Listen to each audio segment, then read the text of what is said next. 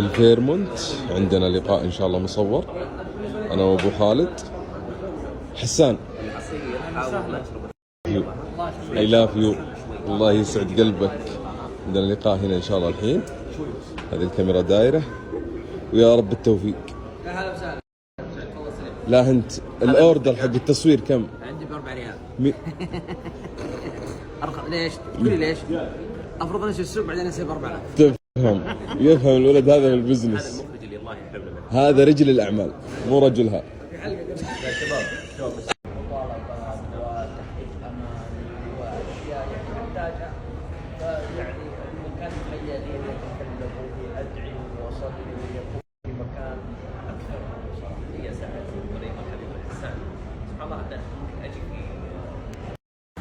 بالخير بالخير يا معود.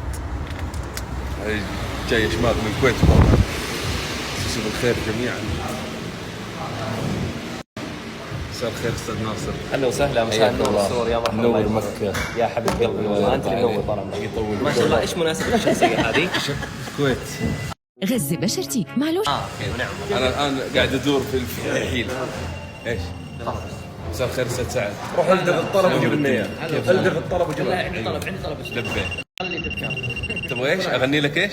تذكار. انا ادخل ورا الشجر عشان كليب بطلع بشويش.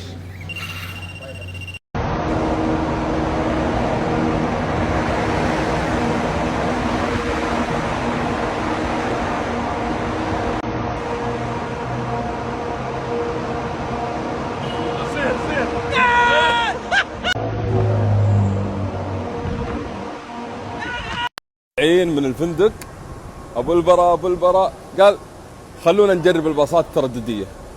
هذه باصات مجانا توديك ايش رايك تعيشين وتجيبك للمواقف اللي انت موقف فيها. كل باصات تختص بجهه معينه. احنا موترنا واقف نبه. لا سم انت قلت ايش؟ كلمني. لا يا اخوي ما حد حولك. الا تقول يمتص ما اللي يمتص. ما نمت ما حد امتص الغضب. لا اله الا الله. خلاص يا سعد هذا سناب يلا سولف لهم يلا. لا مو سالف لهم. انت تتكلم. انت جلتني وانت تتكلم. لا ما جيتك ولا تعرضتني ولا من انت ليش حمرت ايه؟ معروف يا سعد لانك طرحتني. المهم رايحين في الباص ان شاء الله المواقف كدي. تصور اي والله اي والله ايش ترتيب؟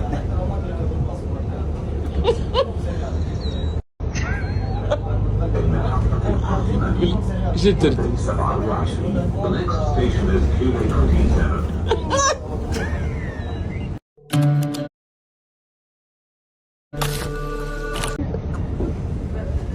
بالله يا سعد شو العلم؟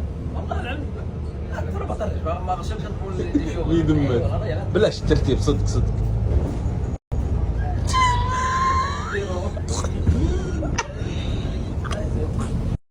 ايش الترتيب؟